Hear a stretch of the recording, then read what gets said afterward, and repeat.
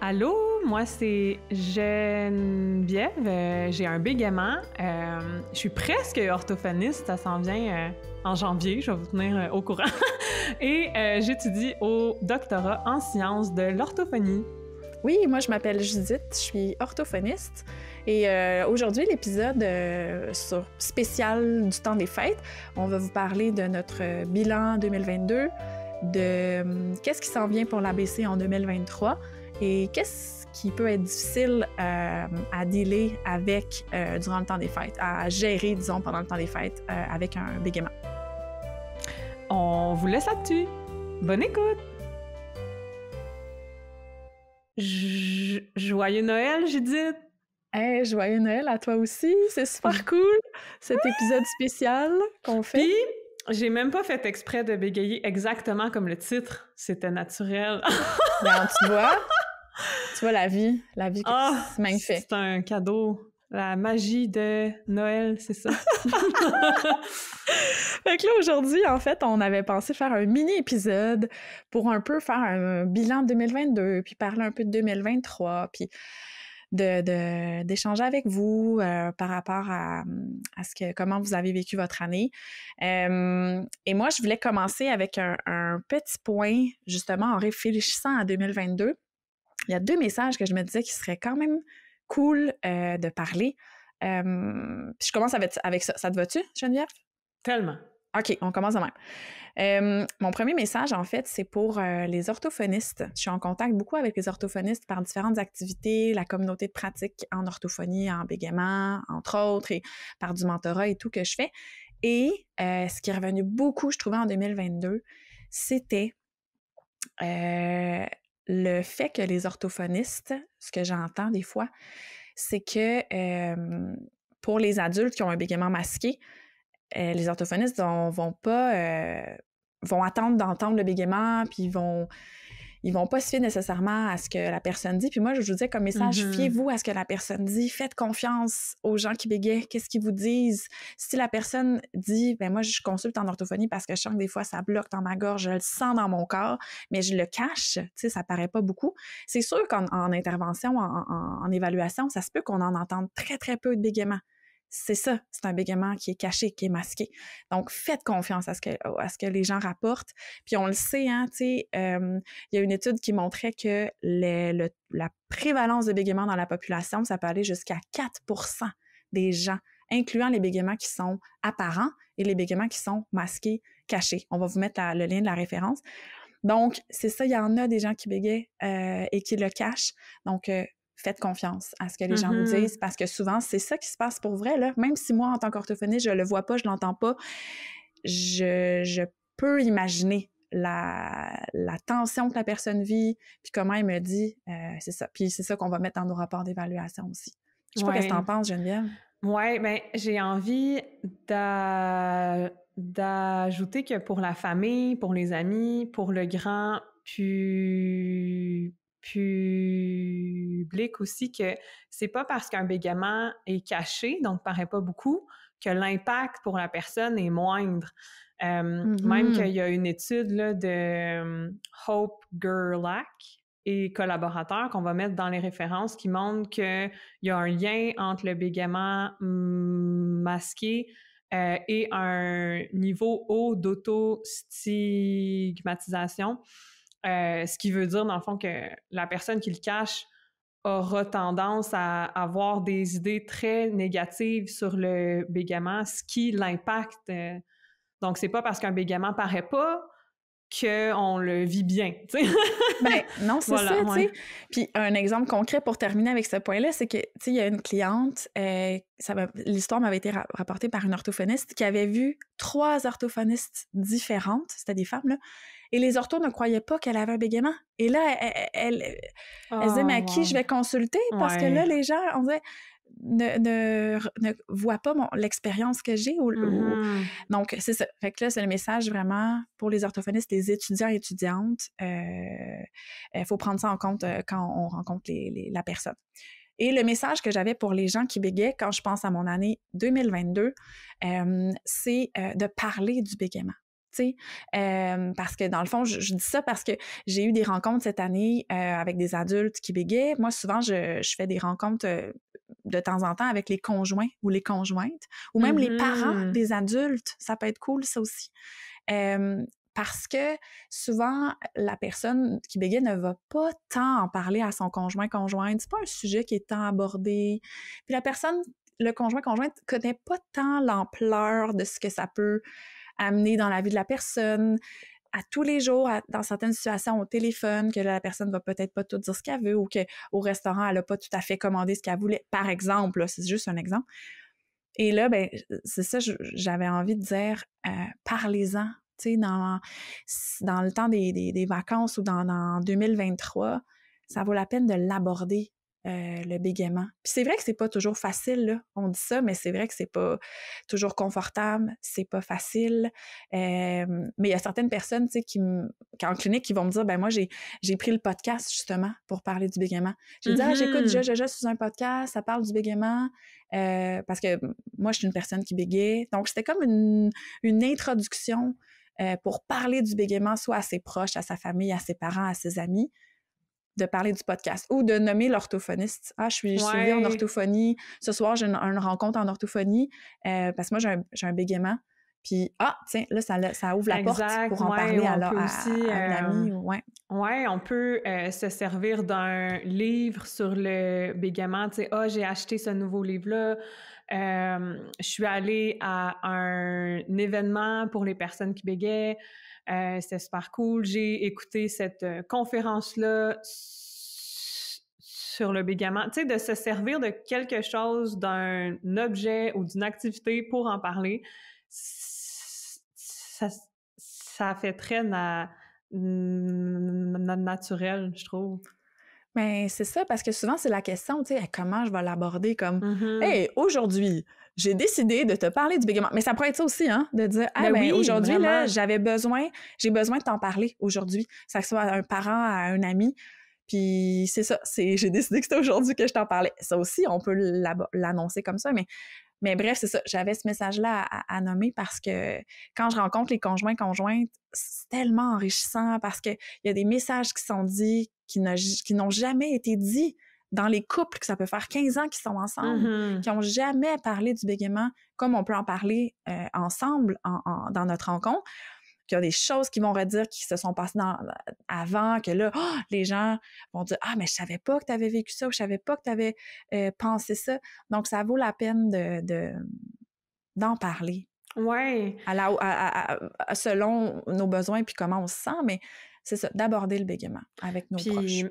Je comprends vraiment comment l'aide d'un ou d'une orthophoniste peut être précieuse dans ces moments-là, parce que je me souviens quand j'ai commencé à en parler à des proches, à mes amis, j'étais mal à l'aise des fois des réactions ou des questions que la personne avait parce que je trouvais que ça traduisait des idées préconçues, puis là, ça me faisait sentir mal, puis ça m'atteignait vraiment beaucoup parce que c'est du bégaiement dont on parle, donc c'est sûr que ça me touche, tu sais. Fait que je pense que une tierce personne neutre qui s'y connaît, ça aide vraiment. Puis si on n'a pas accès à un ou une orthophoniste, je trouve que c'est aidant avant, là, quand on commence à en parler, de dire, ben, comme que tu as dit plus tôt, là, ben, j'aimerais ça qu'on parle de ça, mais je suis émotive, ça se peut que ça vienne me toucher, ça se peut que tes réactions me fâchent peut-être. Fait que, tu sais, je veux dire que c'est un sujet qui est sensible pour moi, donc ça se peut que mes réactions soient plus vives, tu sais. Ben oui, tu sais, non, de c'est comme ça. mettre la table sur comment on se sent par rapport à ça, parce que ça nous met dans une position de vulnérabilité quand même, tu sais. Oui, non, c'est ça, effectivement.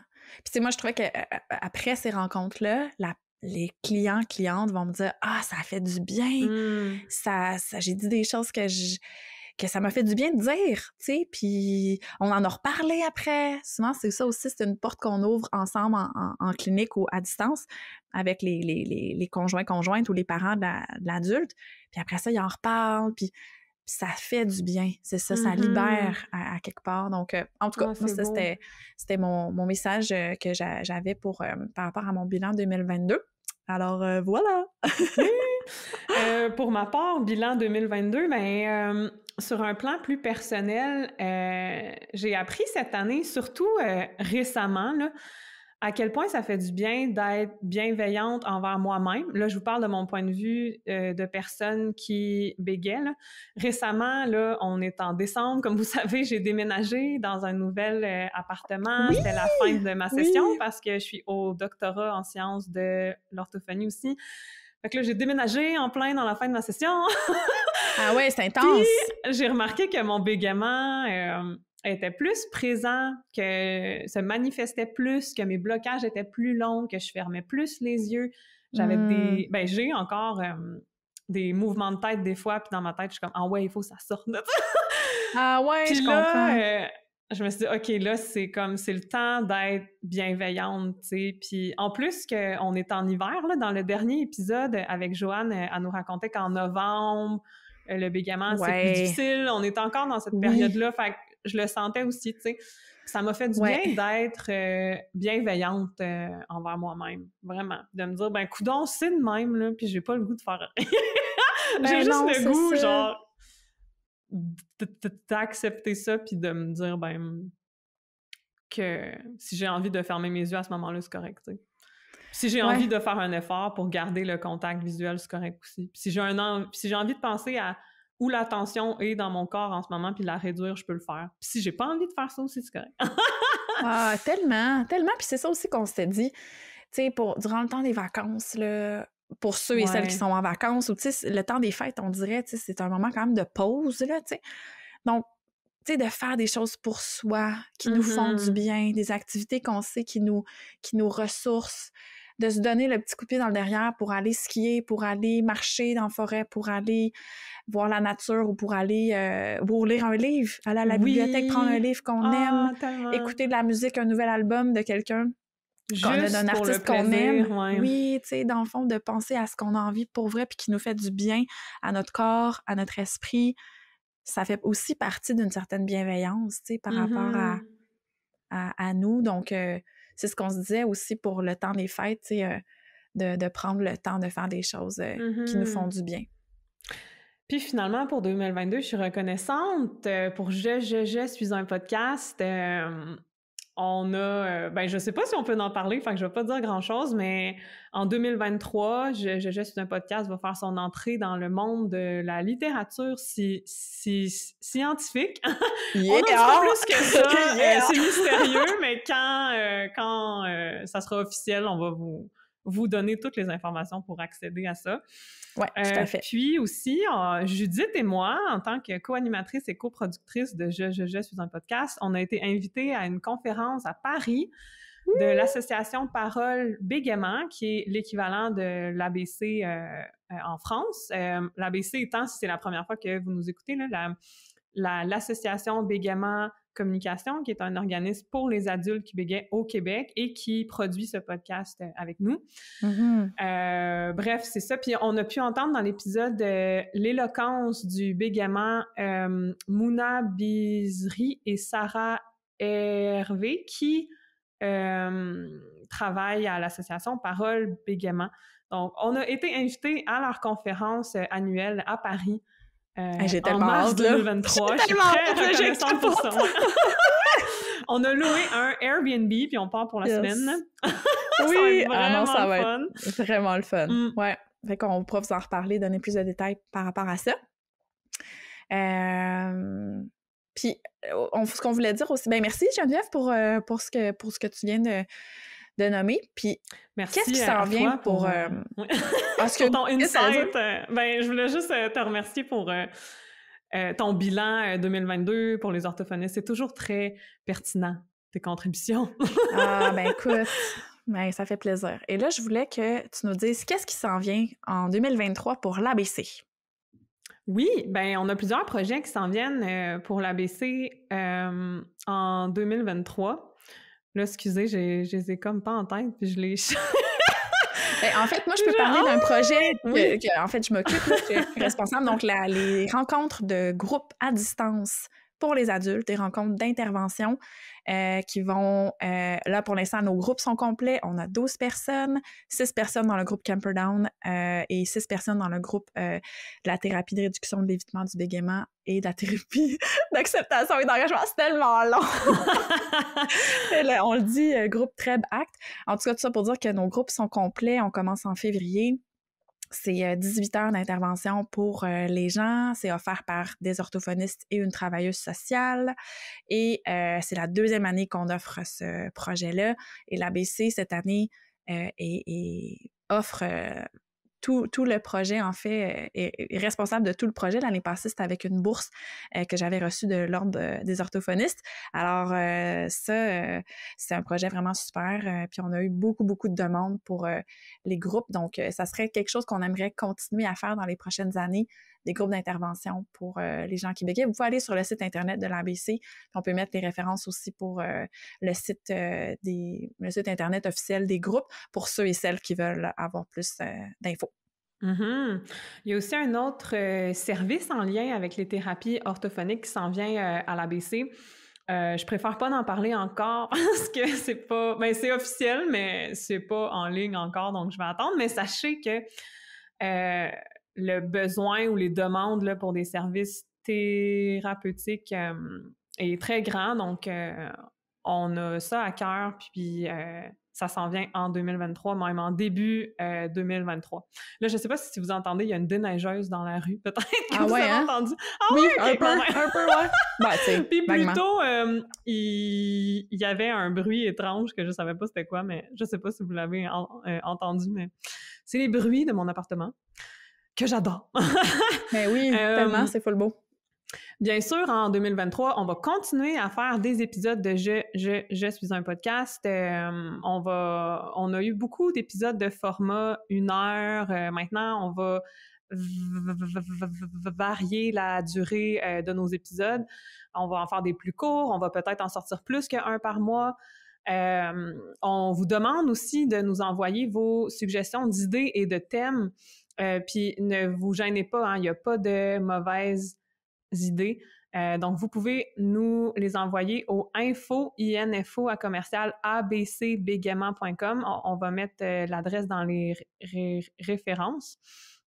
Il y a un projet aussi qui s'en vient sûrement printemps 2023. C'est la traduction en français du livre Stammering Pride and Prejudice, dont on a parlé beaucoup sur le podcast. Oui, c'est un livre magnifique. C'est un livre exceptionnel, je dirais. Oui, je suis anciennement traductrice de profession. Donc, j'ai travaillé sur la traduction et, en fait, c'est pas juste moi qui l'a traduit, là, ça a été révisé par une traductrice professionnelle qui s'appelle Laurence Vinet.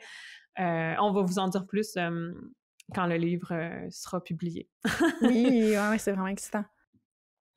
Puis, bien sûr, il y aura des conférences et des événements en ligne. La prochaine conférence, c'est le 21 janvier prochain. C'est la conférence de Judith. C'est toi-même! Veux-tu dire un petit mot en fait, sur ça? Evelyne Crépeau, la travailleuse sociale qui s'implique dans les groupes d'intervention avec moi, et il y a deux orthophonistes aussi, Kelly Ebon et Marianne Messing. Donc, Evelyne et moi allons présenter le bilan des groupes d'intervention de 2022 qui ont été offerts là, en partenariat avec l'ABC. Les groupes que je viens de mentionner tout à l'heure. Donc, c'est à distance sur Zoom de 10h à 11h15, samedi le 21 janvier. Super! Puis on va mettre ça dans les références. Ouais. Dans cet épisode des fêtes, on voulait aussi parler de quelques difficultés, défis, des choses qu'on trouve difficiles en tant que personne qui bégait pendant les fêtes. Et pour nous inspirer, j'ai posé une question dans le groupe privé de l'ABC sur Facebook. Le groupe s'appelle seulement ABC. Si vous voulez être membre, là, on va mettre le lien encore dans nos références. Donc, j'ai posé la question, qu'est-ce que vous trouvez difficile comme personne qui bégait pendant le temps des fêtes? Puis il y a quelques personnes qui ont répondu, puis c'était vraiment intéressant. Là. Il y a Il y a quelqu'un qui dit que rencontrer la belle famille pour la première fois à Noël pourrait être très angoissant parce qu'on veut faire bonne impression, mais on pourrait aussi se sentir jugé. Puis en lien avec ça, il y a une autre personne qui dit de rencontrer les nouvelles personnes qui se joignent à la famille, par exemple, les nouveaux copains ou copines de nos cousins et cousines. Puis ouais, donc pour ce point-là, mais c'est sûr que c'est difficile quand on est dans notre famille, puis là, il y a des inconnus qui arrivent, ou qu'on rencontre une autre famille, tu sais.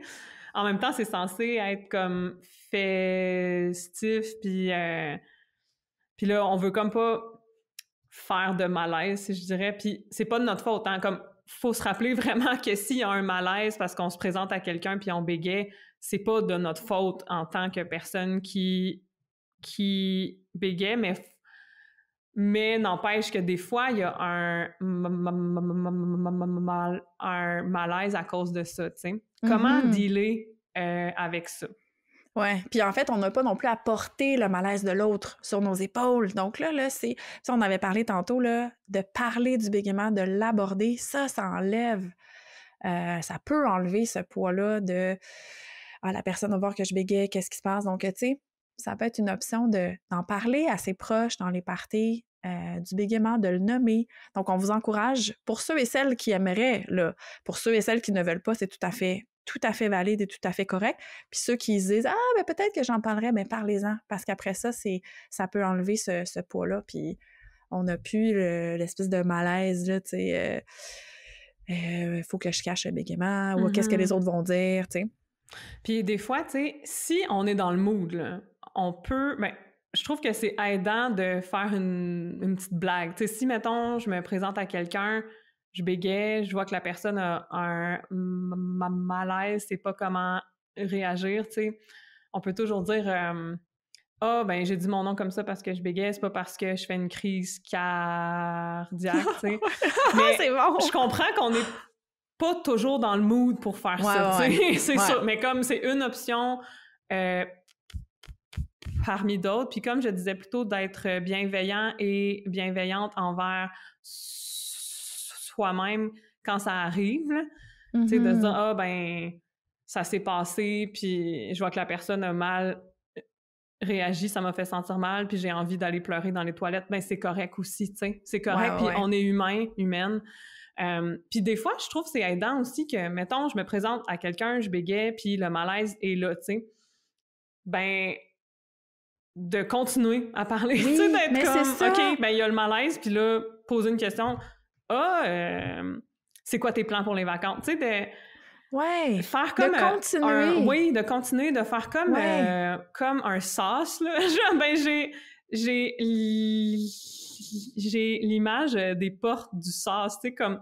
Du sas? Mon Dieu, je sais même pas c'est quoi. Ben, d'un sas... je sais même pas comment ça s'écrit, mais tu sais, comme une porte... Moi, je vois sauce. S-A-U-C-E. Je pense pas que c'est ça. Mon Dieu, je vais regarder dans... Un sas comme S-A-S? Je sais même pas comment... Mais c'est une porte, genre? Une porte de saloon? Je sais pas comment... Quel est ce mot? Mais oui, comme, en tout cas. Comme dans les vaisseaux spatials, là. Un sas. Ouais! C'est ça que j'ai en tête, mais je viens de chercher dans Antidote, qui est un dictionnaire... Puis je pense pas que ça s'écrit S-A-S. Anyway, sûrement pas sauce non plus. Pas S-A-U, je pense pas. Ce que je voulais dire, c'est ça, que le moment de malaise est présent, puis de juste se dire, ben, OK, il y a un malaise, on continue à parler. On continue, puis on a déjà dit aussi, pour une personne qui bégaye pas, là, quand l'autre personne qui bégaye s'assume à quelque part, on continue à parler, je continue à te regarder dans les yeux, bien souvent, ça diminue le malaise parce qu'on se dit, OK, on continue, tu sais, on passe à autre chose, c'est que, oui, continue à parler, on regarde l'autre. Il y a le bégaiement, on l'a souvent dit, ça fait partie de l'humain, d'une différence humaine. Vous n'êtes pas... Les gens qui bégayent ne sont pas moins valides, ou le bégaiement a le droit d'être là. Donc, c'est important ce que vous avez à dire. Continuez à vous exprimer. Puis j'insiste sur ça, je sais que je me répète, mais tu sais, oui, la personne qui bégaye puis qui s'assume, c'est plus facile, mais en même temps, ça repose pas juste sur les épaules des personnes qui bégayent de faire sentir l'autre personne bien. Tu sais, je veux vraiment qu'on insiste sur ça, que c'est une option, ben tu sais, d'être conscient de ça, ça aide, mais que l'autre personne, dans notre interaction, porte un poids aussi, là, tu sais, oui, ça elle a la responsabilité là. aussi ben comme ouais, sa réaction y interlocutrice. Oui, exactement. Nous, ce qu'on peut faire, c'est comment on réagit à ça. Ouais. C'est ça le contrôle qu'on a, mais l'autre, effectivement, on n'a pas le contrôle. Tout à fait. Puis si on revient, dans le fond, pour le dernier message qu'on a reçu par rapport au défi des fêtes, c'est quelqu'un nommait que c'était difficile des fois de jouer à des jeux en gang, puis de lire des cartons ou des questions devant tout le monde. Et ça, d'ailleurs, moi, je l'entends souvent en clinique. Et on a pensé à faire une soirée de jeu avec les gens qui bégaient le 21 janvier à Montréal, au Randolph, sur la rue des Écarts, si je me trompe pas. C'est pas celui au centre-ville, mais celui qui est plus dans Rosemont, là, le Randolph. Exactement, oui. On va mettre l'adresse puis les renseignements pour la soirée dans les références. Ouais, fait que si ça vous intéresse de venir jouer avec nous, c'est vraiment le but, c'est d'avoir du fun, de venir s'amuser puis de pratiquer peut-être certains jeux qui peuvent être plus difficiles. Et là, tout le monde va bégayer, là. C'est ça, c'est ça le but. Donc, ça, pour ceux et celles qui s'intéressent, ça peut être le fun. Donc, oui, pour cette soirée-là, l'ABC paye les frais de jeu pour tout le monde qui sont de 8 $. Donc, c'est une économie pour vous. Puis, oui, c'est un cadeau de la C'est smart. C'est bien smart. C'est le fun. Non, mais c'est vrai que c'est le fun. C'est le genre d'affaire que tu dis, tiens, tu sais, les frais sont payés. C'est des petites choses qui peuvent être le fun. Puis on peut souper, hein, ça commence à 5 heures la soirée, puis on peut souper là-bas. Fait que, puis les gens viennent la durée de temps qu'ils veulent. On va choisir les jeux en fonction des besoins des gens en petits groupes. Donc, tu sais, vraiment, là, cette soirée-là, sans pression, dans le plaisir, la bienveillance. Voilà, fait qu'on vous encourage à venir. Puis pour terminer, on voulait souhaiter bonnes vacances à tout le monde. Puis toi, Geneviève, tu vas-tu faire des choses de spéciales durant tes vacances? Mais spécial, je sais pas, mais comme je disais plus tôt, je viens de déménager dans un nouvel appartement. Fait que j'ai envie d'en profiter. Fait que c'est sûr, je vais aller voir ma famille, je vais dans un chalet avec des amis, mais j'ai envie de passer beaucoup de temps dans mon appartement parce que je suis tellement bien! Hey, tellement! Profites-en! Puis toi, est-ce que t'as des projets? Moi, une affaire. Aller skier. Yeah! C'est juste ça! Ouais, moi, je fais pas de ski, je fais du snowboard, je fais de la planche, mais ouais. Puis là, sais-tu quoi? Il annonce 100 cm. Il annonce 1 mètre de neige au massif, la petite rivière, genre vendredi, le 23. Alors, moi, je pense que je vais être au massif. Hey, 1 mètre de neige, là, on va juste ça au Japon, genre, c'est fou, là. Fait que, tu sais, t'as le tuba, genre, tu sais, quand tu skis, t'as le tuba parce que c'est tellement neige, c'est tellement profond. Fait que voilà, moi, c'est ça. Ça va être, je vais essayer d'aller skier le plus que je peux. Ça me fait penser au bégaiement. Il y a un orthophoniste, Scott Yarus, qui bégaye pas, mais qui compare l'expérience de bégayer à faire du ski.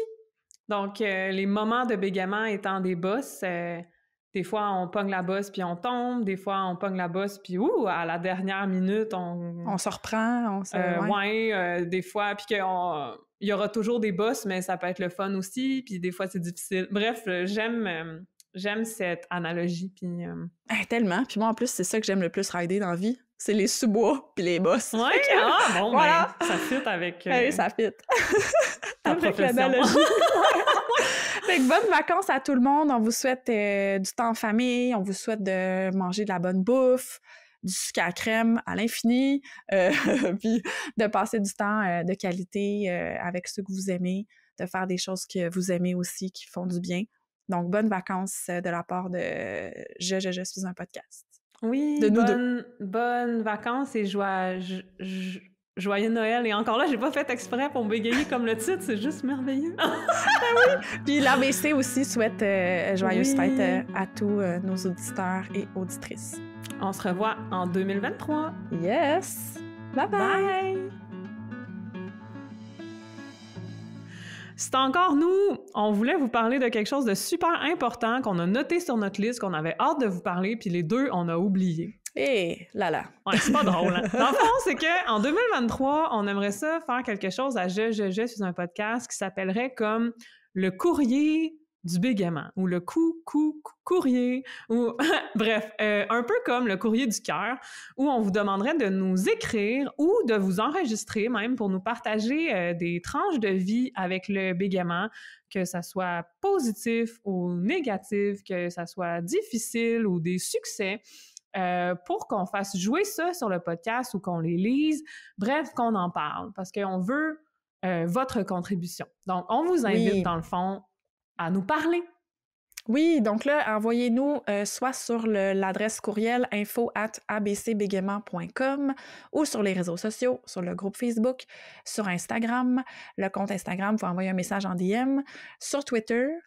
L'adresse courriel qu'on a donnée puis nos comptes de réseaux sociaux seront dans les références comme toujours. Yes! On attend de vos nouvelles!